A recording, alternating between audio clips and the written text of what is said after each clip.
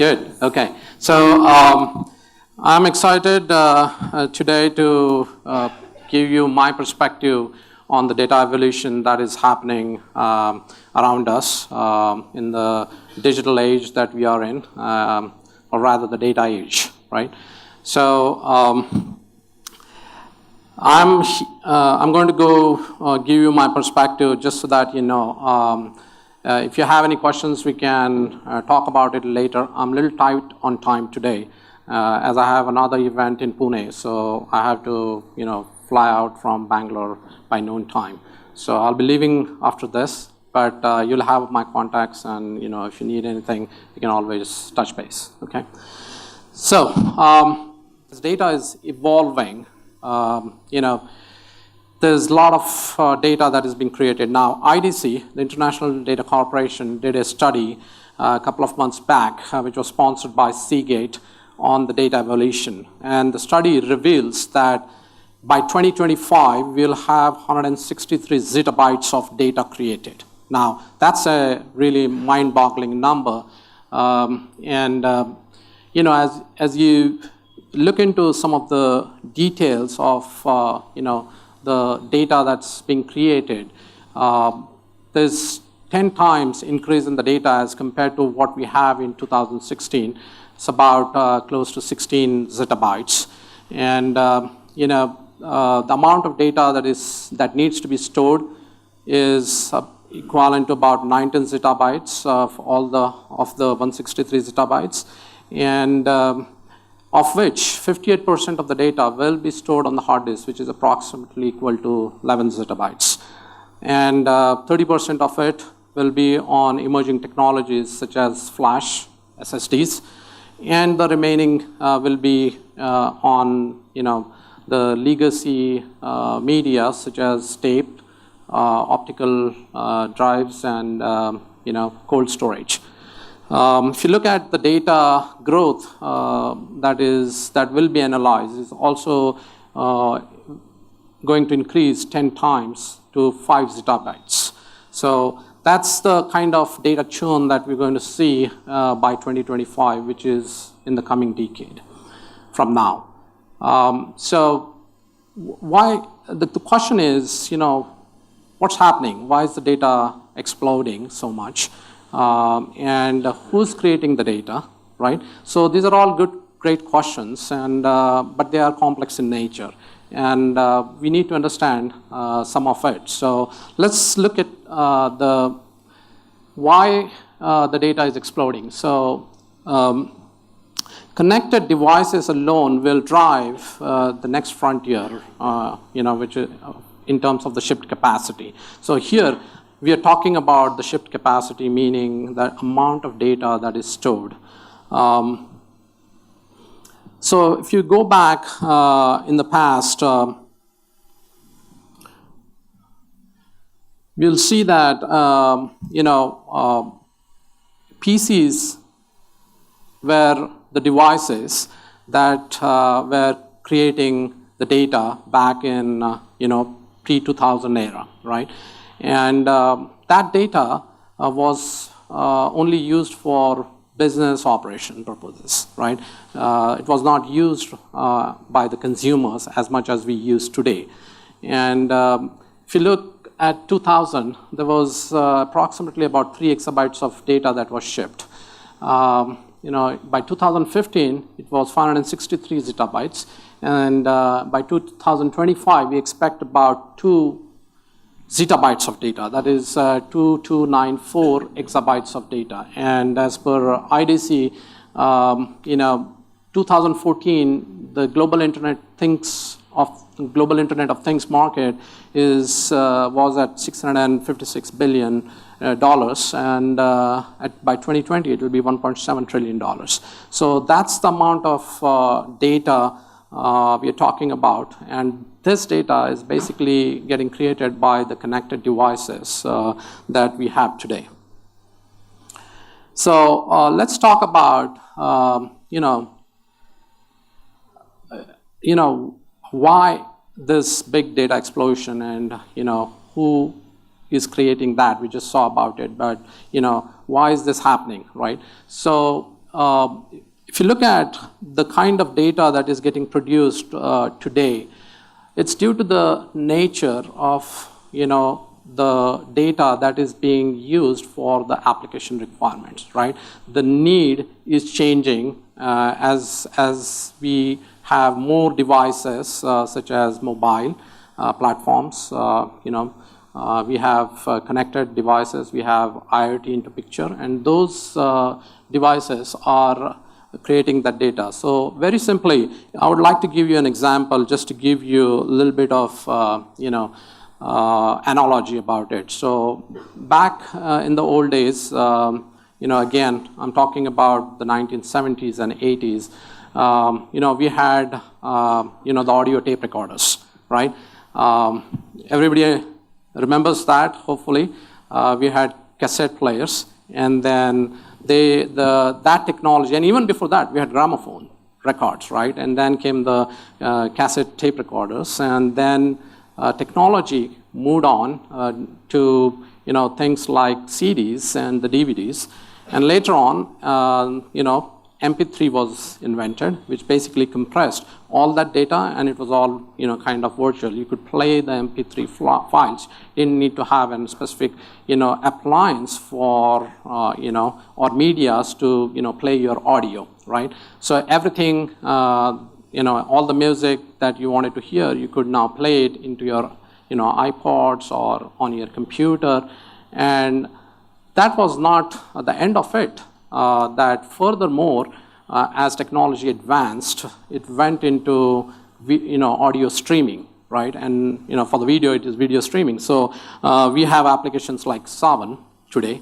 I have forgotten, I used to collect a lot of CDs that I like for the music. I'm pretty sure everybody did that.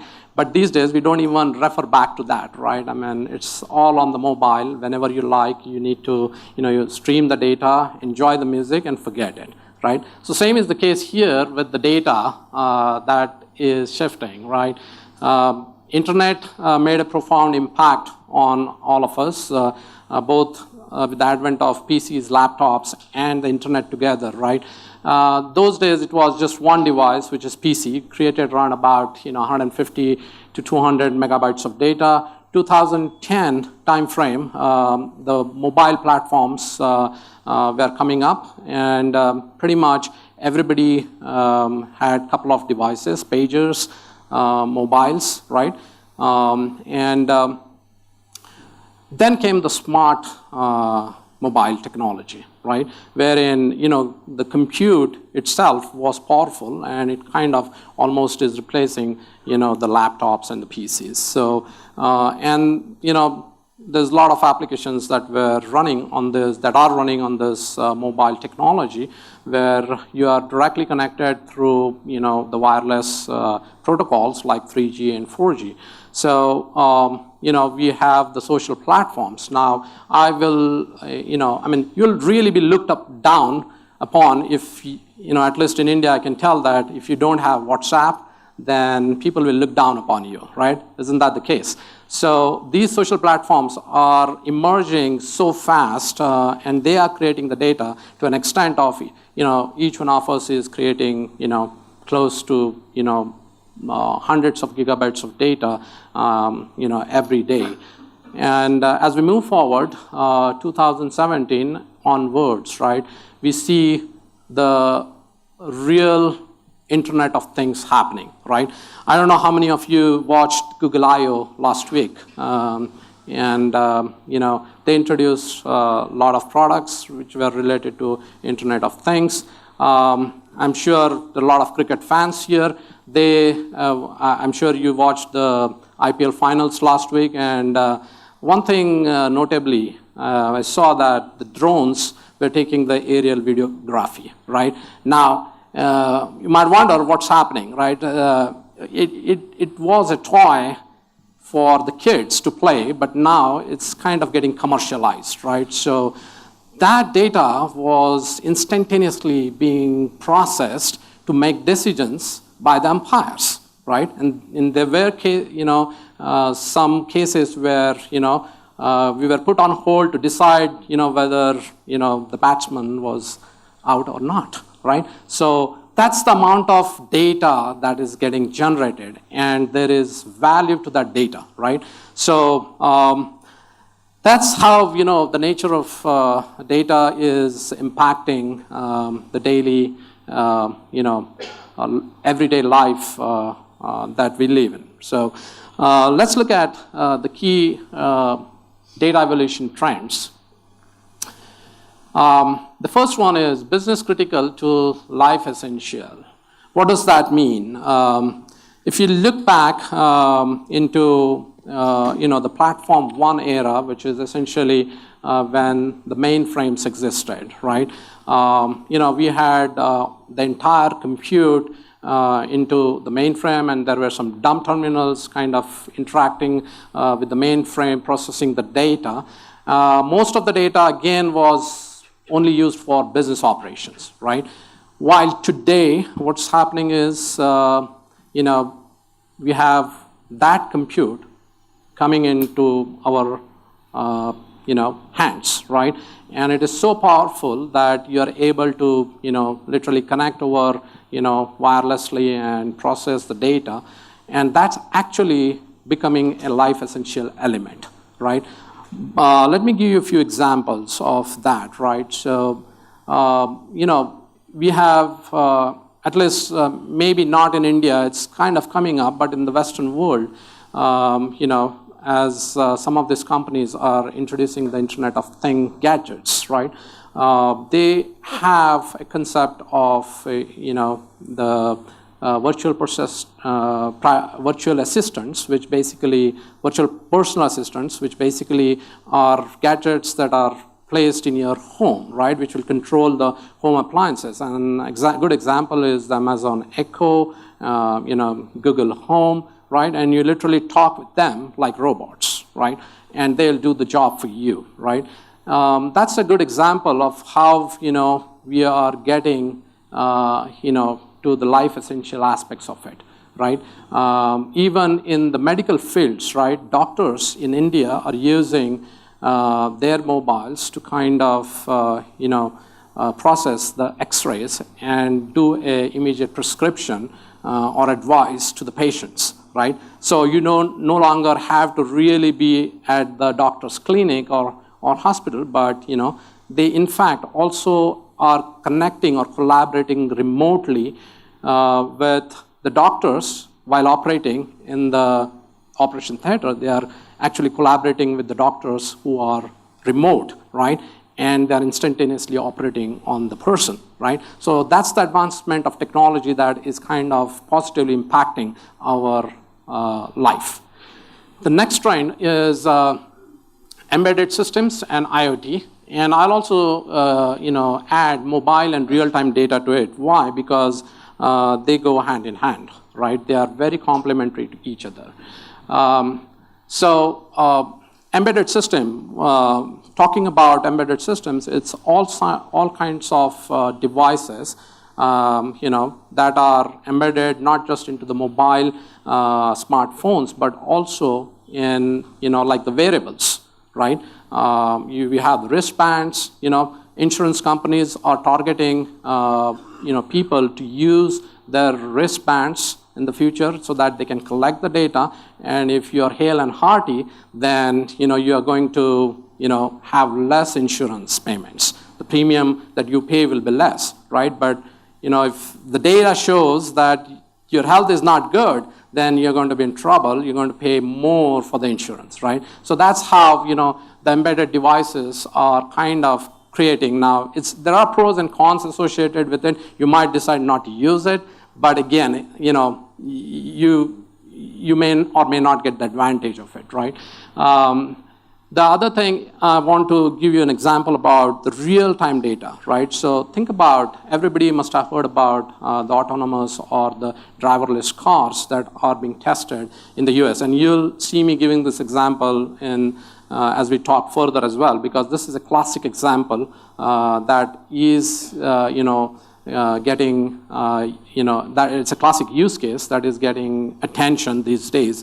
So if you look at the driverless car, just imagine, that this project is successful and the cars get rolled out in the future, which is for sure, right? It's just a matter of time that they get matured to that extent.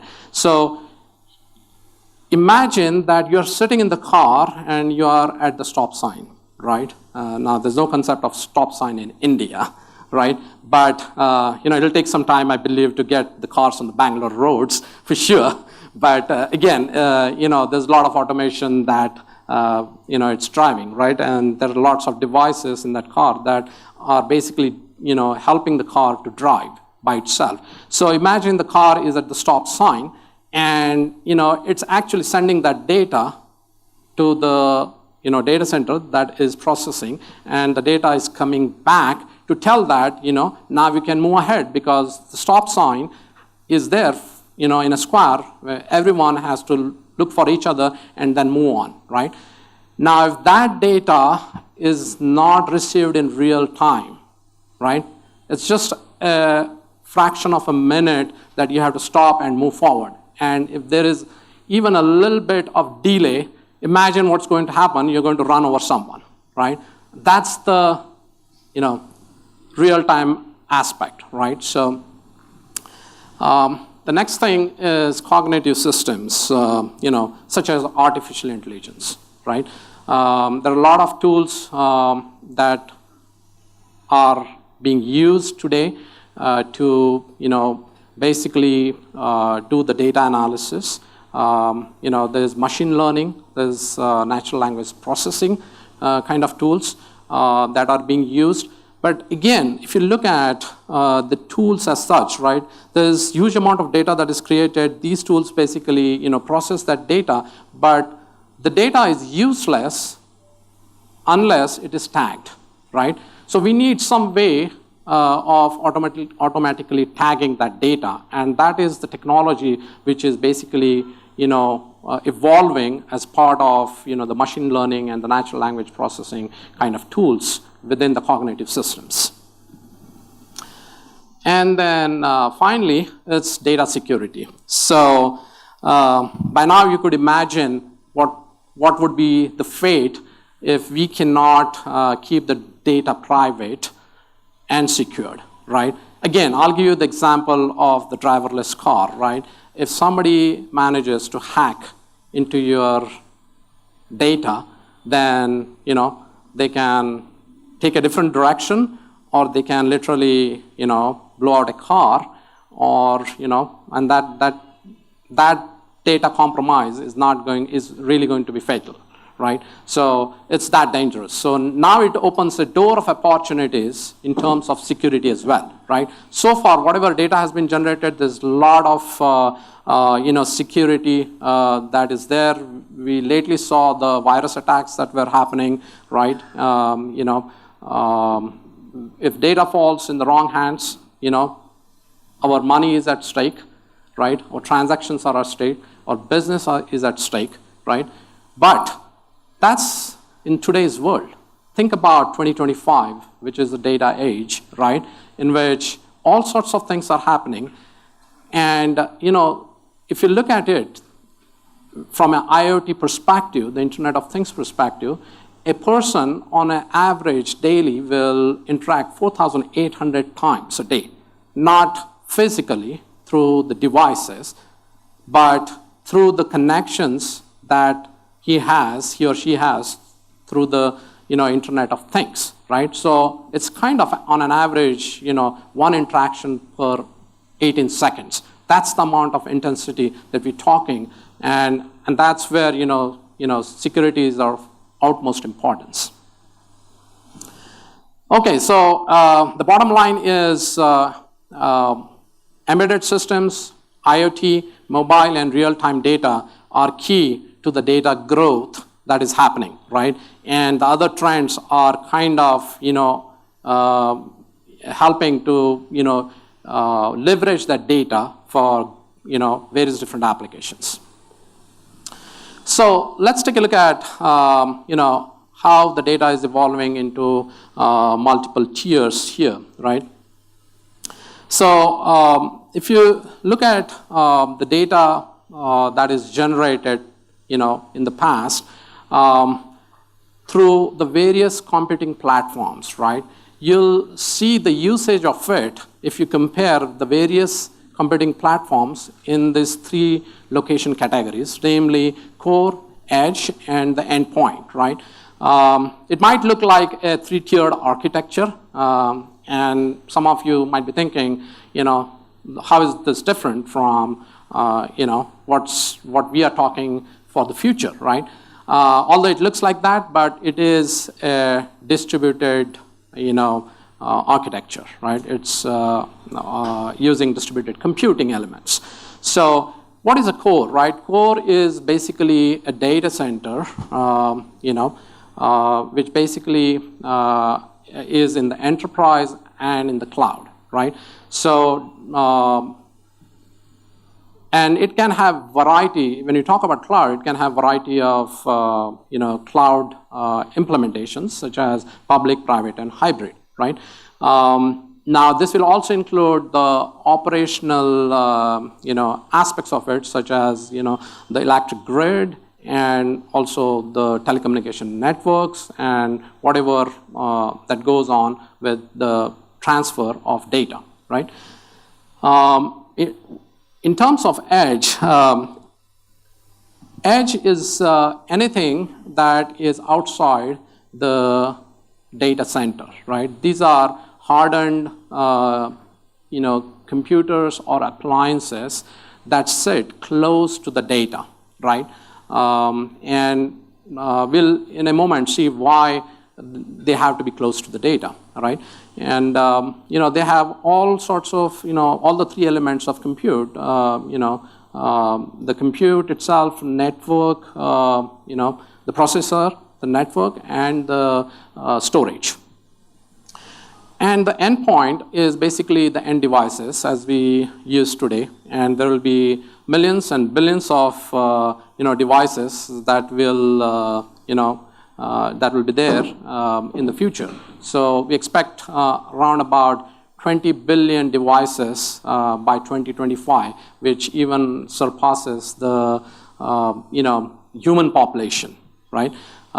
So cameras, mobile phones, drones, home appliances, talk about smart bulbs, smart locks, everything that you can think of is an endpoint. Essentially, all the data that goes, that is created is processed by the edge and the core, and the control aspect of it is done at the edge and the core, while the applications on the endpoint use those decisions.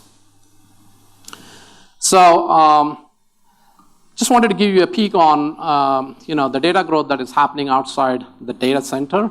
If you look at the total percentage of the data that is created, right, the endpoints have helped to get the largest ground for data so far, right? But as you see, in the meanwhile, data analytics and the cognitive systems and the IoT is basically adding that growth to the edge and the core.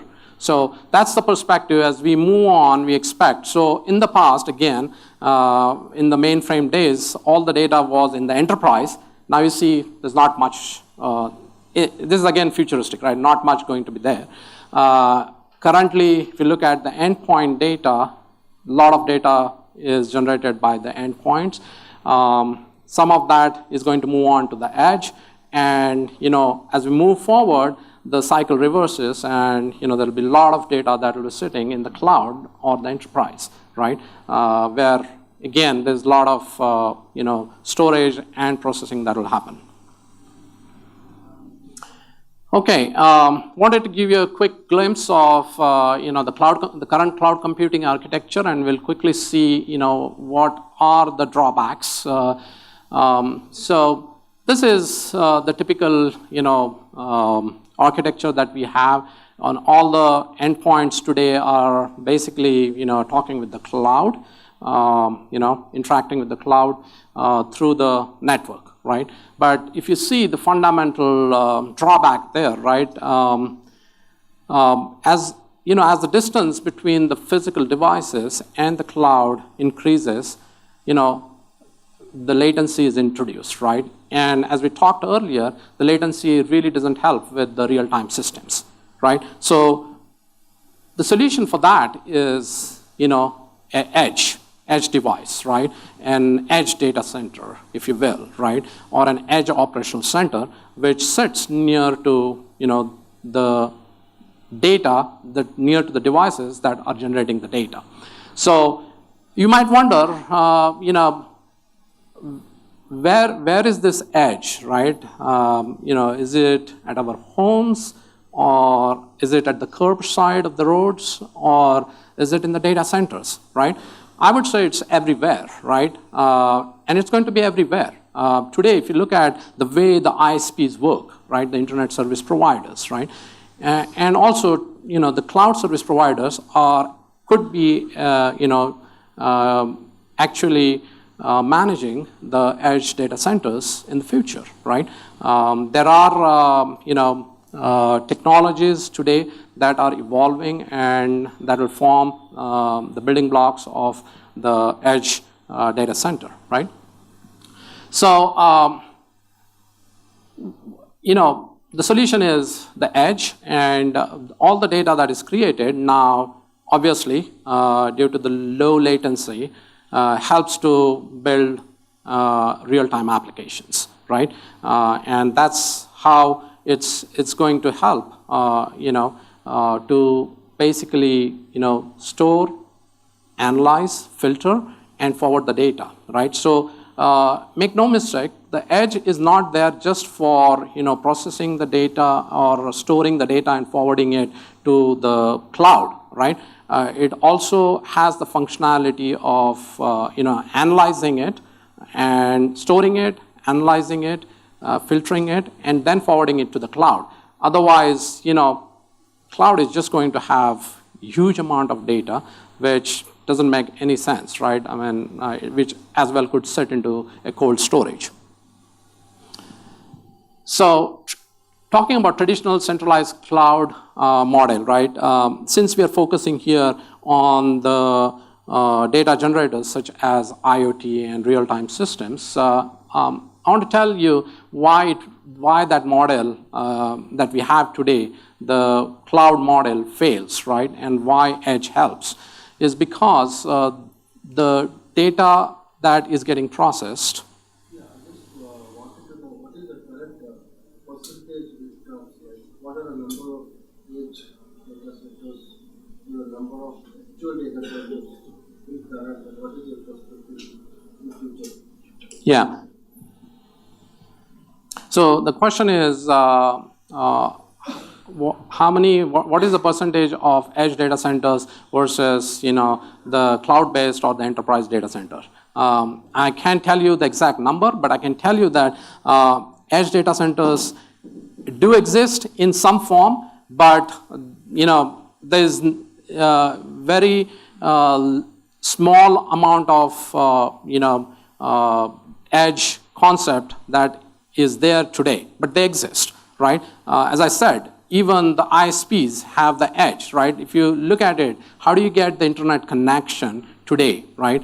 It's coming from the edge, right? Somewhere it's getting distributed, right? And that's where, the edge comes. And my perspective is that, ISPs, CSPs, everyone is going to play a big role in the development of the edge data centers, which is not a mature technology today, okay? But it's already started.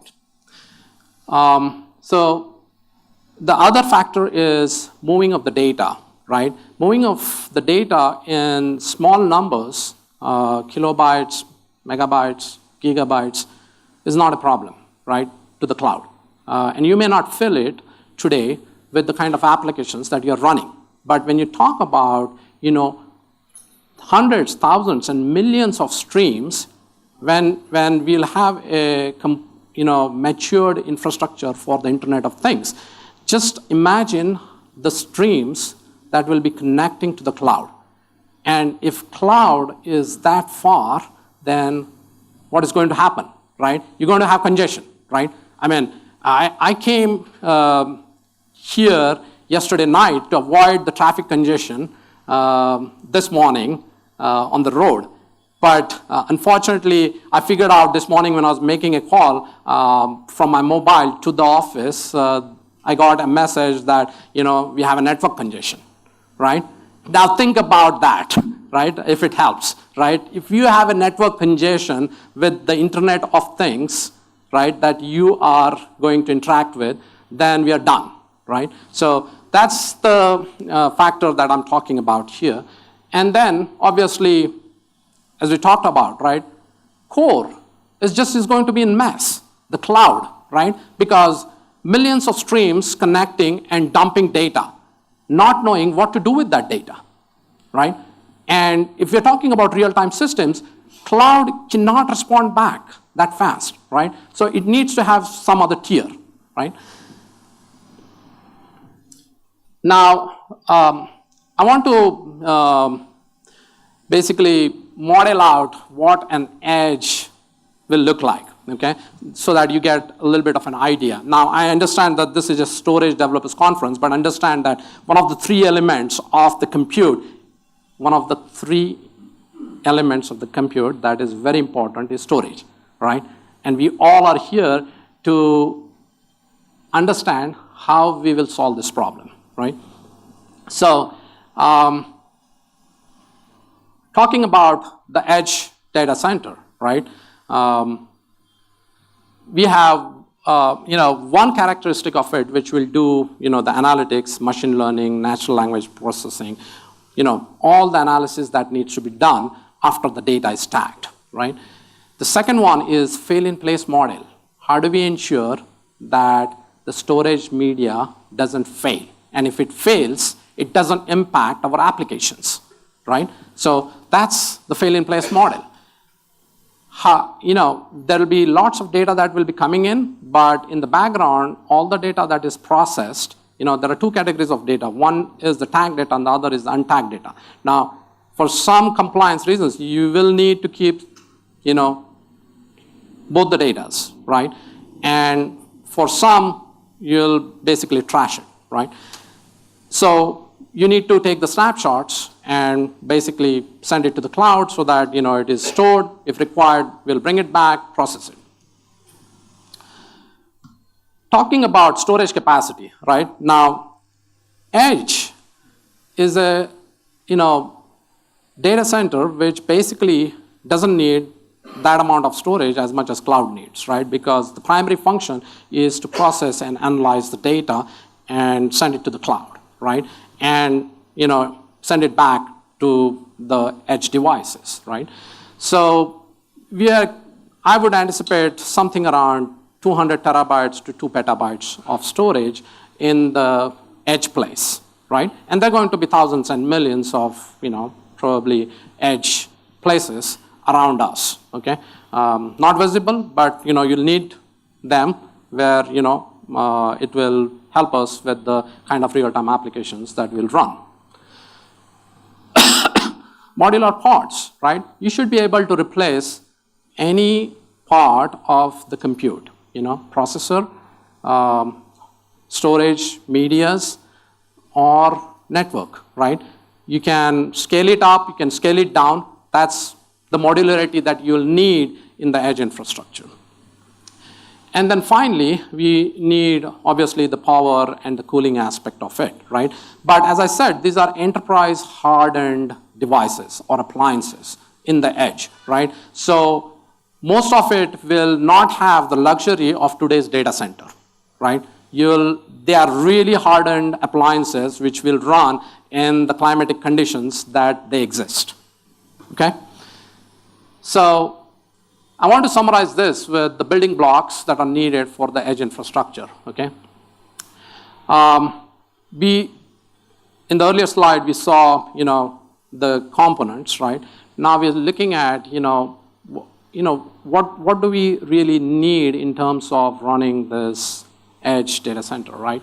So ease of setup and deployment is a must, right? So whatever applications that we are developing, the hardware that we are developing, make sure that, the it is easily deployable, right? Now, I'll tell you that, companies including us, Seagate, HP, and, the EMCs, the Dell EMCs, and the NetApps, and the IBMs of the world are, working on to make sure that, the edge appliances are rugged and, they could be easily deployable. Network protocol translations, right, are extremely important. Remember, the edge devices will not talk the protocol that, the edge data centers will talk, right? When we talk about edge devices, we're talking about protocols such as Bluetooth, EZB, right? And those protocols need to be translated, right? And Wi-Fi, probably at home, right? Which the devices will be connecting to the edge devices, right? And that's what is, the network protocol translations are important. High performance, I talked about thousands of and millions of streams going back and forth, right? Imagine, a oil rig in the middle of nowhere in the Indian Ocean or the Atlantic Ocean, right, is generating data, right? And it generates data which it needs to send to the edge or cloud, right? Imagine if that amount of data has to be sent to the cloud where there is no internet connectivity, right? You're going to use satellite connection and how costly it will be to send that kind of data, right? So there have to be mechanisms to have higher performance in terms of the thousands of streams that will be sent through the edge, right? Another example is a Boeing 787 aircraft, right? Generates probably close to a terabyte of data in a flight, and every part in the plane is connected to the internet, right? And that data needs to be sent. How is that going to happen, right? Fail-in-place model, we just talked about it, extremely important. You don't want your storage or network or processes to be failed, right? We need to have that redundancy. We need to make sure that those devices, are taken care. Even if they fail, we should be able to, increase the capacity at the, FRU level, right? The field replaceable unit level.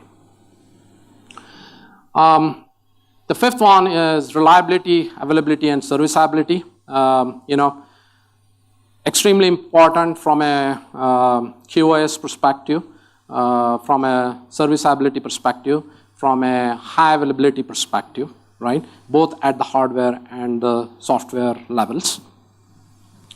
And the final one is security, which we talked about it earlier, right? And extremely important that we take care, keeping the data private and secure.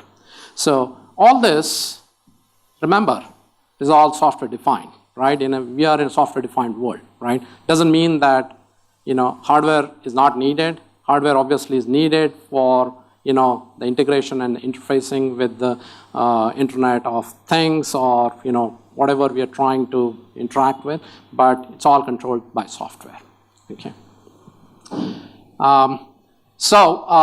To end this, I'd like to summarize this with a thought, which is what Seagate is trying to, do today, right? The notion of the data which is evolving and exploding, it's not really about the growth of data or the amount of data. We talked about 163 zettabytes that will be generated. It's not about the data that will be stored, right? The value is really in the data that is going to be useful, right? And we need to have, systems that will that are intelligent enough and that will run at the edge, right? With the edge appliances, and it will help us to deliver, the real-time applications that we are looking at in the future, right? So If you look at the storage portfolio, how are we helping our customers, right, to think in that direction? We have, Seagate has, leveraged both the ends of the wires, right? On one end, we have the components and the devices, such as the hard disk and the flash technology that we are, innovating and, as our point products and solutions to our customers. But on the other hand, on the other end of the wire, we also have, enclosures, right? Modular enclosures. We also work on converged and hyperconverged platforms. We work on hardware, software RAID, and high-performance computing storage engineering solutions, right? So all this together form the portfolio that we are using to educate our customers to, solve the problems for tomorrow. So thank you very much. As you see, let's not focus on just the big data, right? It's the data that is big that we all need to focus on, right? And you can always connect me. I'll give my contact details to Dayan and Paul. Thanks for inviting me here, and thanks for the opportunity.